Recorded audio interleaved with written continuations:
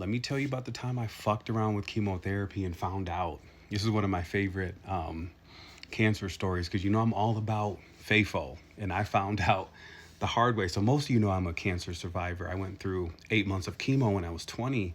And after the first couple treatments, I got a little cocky. You know what I'm saying? I was like, this ain't, I'm young, you know what I mean? I was like, this ain't too bad.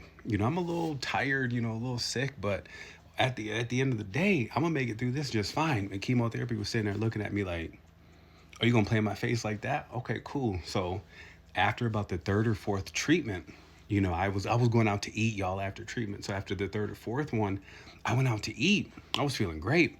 And as I was eating, I scratched my head, and where I scratched, my hair fell out, and it felt like in my food. I said, "Oh shit." Okay, so anyway, I went home, and I pulled all my hair out. I said, "Oh nah, here we go." And I bullshit you not. From that moment, when I woke up, boom, I felt absolutely awful. I was nauseous for like 4 days, and it just got worse and worse and worse. Like the next month, I had a crazy case of pneumonia, almost took me out. A couple months after that, I had two blood clots in my lungs, almost took me out. I lost all this weight, almost took me out. It was crazy. So, like, when I talk about fucking around and finding out, that's the energy I'm bringing.